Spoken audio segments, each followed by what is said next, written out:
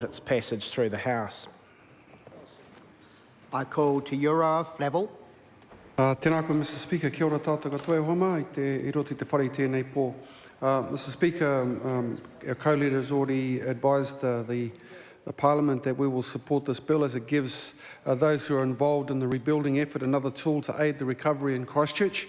I don't think there's too many people at all in the whole of Aotearoa who would stand in the way of Parliament seeking to develop an effective response to the Canterbury earthquake.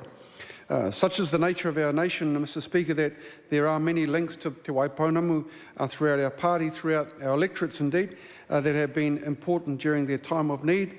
My own brother, I've been in touch with him a couple of times now just to see how they're going, and fortunately he hasn't been in the zone, but certainly the whole fact that, despite the fact that he isn't in the zone, but certainly in Christchurch City, those after tremors have certainly kept them on their toes, and as other members over the last week or so, we feel very much for them. For our party, our local MP, Rahui Kātene, has been our eyes and our ears, and she's kept us pretty much fully appraised of the situation, checking with our people, checking on marae, seeing where the needs are, listening to the stories, and seeing the destroyed homes, the roads, the whole streets of houses, tracing a fault through collapsed roofs and walls through the new divisions as well. But while she shared some of the sadness and the grim reality of the hardship for whānau in Kaiapoi, in Bexley, St Albans and New Brighton, she's also had plenty of stories of hope, sir. So many people opening up their homes to complete strangers, emptying their freezers and cupboards to feed their neighbours, checking on their whānau and neighbours, helping to pick up or move furniture, dig out the sand, which is everywhere, and listening to other people's stories. So again, it's reiterating many of the discussion points that other members have said tonight. And I wanted to pick up on the comment made by the co-leader Tariana Turi on this legislation that, well actually when she said that we should not minimise the damage caused by the earthquake to the social and human infrastructure. This bill sets in place the appropriate statutory powers to assist in the response to the Canterbury earthquake, and it does what is required to enable the relaxation or suspension of provisions and enactments.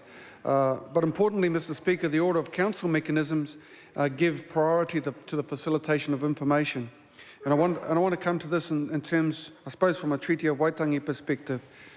Our policy manifesto, and I quote, requires robust and accountable work practices by local government and regional authorities when working with mana whenua.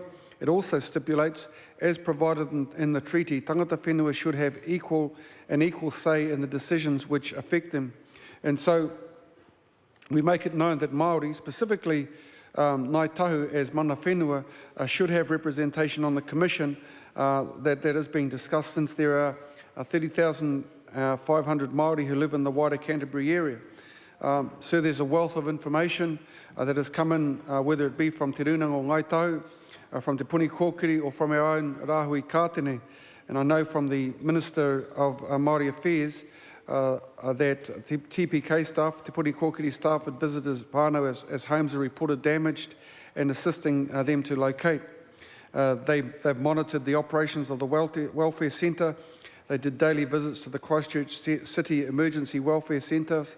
They visited the Selwyn District Emergency Command Centre and the District Welfare Manager. They also spent time with residents in Darfield, close to the epicentre of the earthquake, who were exhibiting much greater stress and distress levels than elsewhere in the district. The same was true, sir, for Taitapu. Mr Speaker, I share some of this information because it's vital that the Recovery Commission incorporate the experience of tangata whenua, and we recommend that the mana whenua be represented amongst the 4 of the commissioners to be appointed by the Minister. So one of the things that is really hard to hear about from Rahui was visiting whānau who were too afraid to leave their homes, despite the fact that their homes would be distinctly threatened if they stayed in those particular homes. In fact, their whole whānau would be, I suppose, threatened by that. We need to know why they didn't feel that the welfare centres catered for their needs, or how they can best be supported in the next few months as they try to return to some sort of form of normality.